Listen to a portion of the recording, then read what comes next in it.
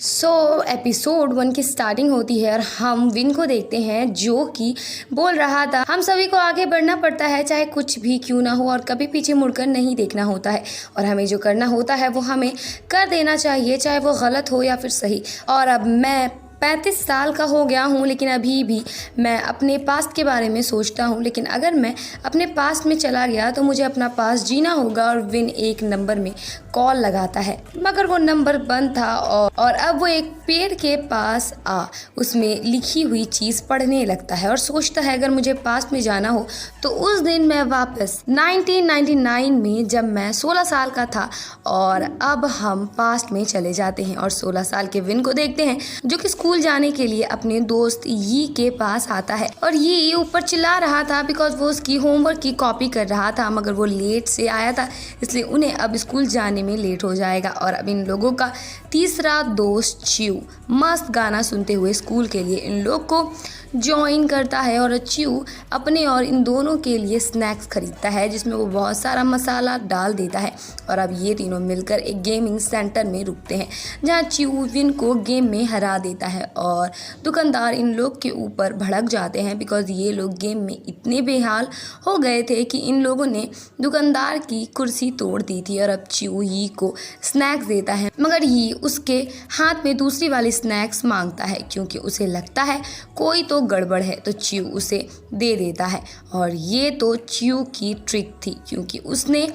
मसालेदार वाली ही स्नैक्स उसे दी थी। और अब ये तीनों क्लास में लेट थे जहां विन अपने पहले टीचर से बचकर क्लास में आ जाता है और इन दोनों को छोड़ देता है और फिर च्यू भी बचकर अंदर आ जाता है। लेकिन जब यी की बारी आती है तो वो ईजिली पकड़ा जाता है और उसके दोस्त उसके ऊपर हंस रहे थे मगर टीचर बोलता है तुम लोग क्यों हंस रहे हो अपने दोस्त के ऊपर, तुम लोग भी तो लेट हो, तुम लोग भी बाहर निकलो। और अब ये तीनों पनिशमेंट की वजह से बाहर खड़े थे और सभी लड़कियों को च्यू इस हालत में क्यूट लग रहा था। और अब ये तीनों क्लास में आकर प्रोटेस्ट उठाते हैं टीचर के अगेंस्ट और इन सब ने सारे स्टूडेंट को भी अपने साथ कर लिया था और ये सब इवनिंग की क्लास कैंसिल करने वाले थे मगर एक न्यू लड़की थी जो ये सब में इन लोग के साथ शामिल नहीं थी। और अब ये लोग सारे स्टूडेंट का साइन नोटबुक में लेने लगते हैं मगर ये लोग को लग ही नहीं रहा था फांग शाइन करेगी, बस च्यू को लग रहा था कि वो कर देगी और सच में वो कर देती है। और अब लाइब्रेरी में च्यू एक बुक ढूंढ रहा था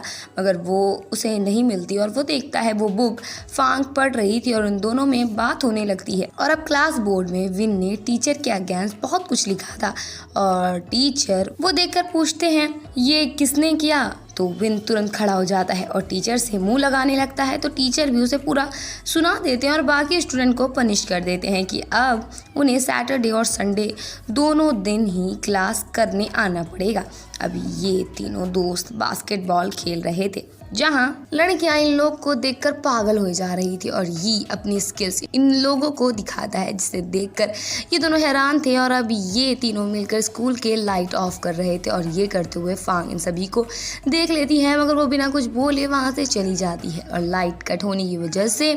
सभी बच्चों को छुट्टी मिल जाती है क्लास से। और ये तीनों दोस्त मैच देखने गेमिंग सेंटर आ गए थे जहां टीचर भी इन लोग को ढूंढते हुए आ जाते हैं और ये भूल से सर के टकले में मार देता है जिसके बाद तो वहां कलेश ही हो जाता है। और अब नेक्स्ट डे टीचर फांग को बाहर बुलाते हैं और इन तीनों को लगता है अब तो वो लोग की लगने वाली है क्योंकि फांग ने ही इन्हें लाइट कट करते हुए देखा था। और अब टीचर क्लास में आकर वार्निंग देते हैं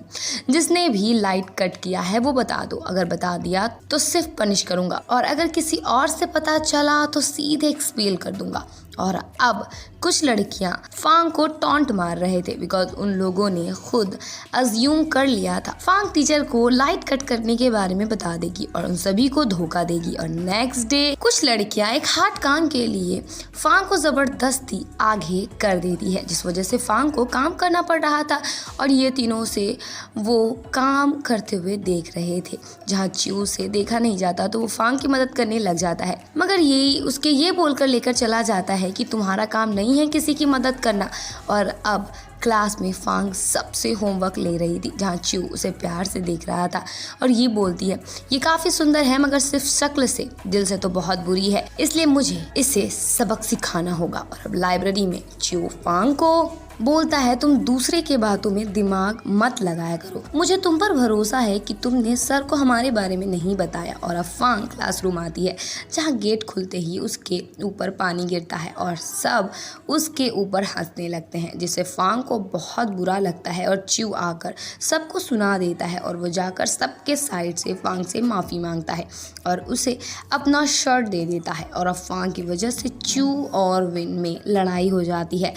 च्यू का कहना था फांग ने ही सर को बताया है इसलिए तो उन्हें पनिश नहीं किया गया, लेकिन विन को फांग पर भरोसा नहीं था। और अब नेक्स्ट डे कुछ लड़के फांग के नोटबुक गिरा देते हैं और एक लड़कियां आकर उसकी मदद करती है बुक्स उठाने में। और फिर इन दोनों को पता लगता है ये लोग क्लासमेट है और ये लड़की न्यू स्टूडेंट थी जिसका नाम किंग है और वो फांग से दोस्ती करके बहुत ज़्यादा खुश थी। और अब लंच टाइम में किंग फांग के पास आ बोलती है मैं तो लंच लाई ही नहीं हूँ, मेरा क्या होगा। तो फांग उसे अपना लंच शेयर करती है जिससे किंग उससे और इम्प्रेस हो गई थी। और पीछे लड़कियां बोल रही थी इस नई लड़की को पता नहीं है फांग अच्छी लड़की नहीं है। तो ये बोलता है मेरे को लगता है फांग अच्छी लड़की है। और ये सुन वो लड़कियां उसे अपना खाना छीन लेती है और ये जाकर फांग का लंच खाने लगता है। और पीछे लड़कियां बोलती हैं ये तुम्हें याद नहीं विन ने धोखेबाजों से बात करने मना किया है। और ये सुन किंग उस लड़की को सुना देती है। और अब क्लास में टीचर आकर फांग से पूछते हैं लाइट कट किसने किया था, मगर फांग उन्हें कुछ नहीं बताती है, जिस वजह से उसे पनिशमेंट मिलती है ग्राउंड के 20 चक्कर लगाने को। और तभी सारे स्टूडेंट भी आकर फांग के साथ ग्राउंड के चक्कर लगाने लगते हैं और सब उससे माफ़ी मांगते हैं उसे बुली करने के लिए। और ऊपर से विन की आवाज़ आती है कि मैं जब भी लो फील करता हूँ अपने फ्रेंड के बारे में सोचता हूँ और फिर मुझे एनर्जी मिल जाती है। और इसी के साथ इस पार्ट की एंडिंग हो जाती है। There was a time when you had me fall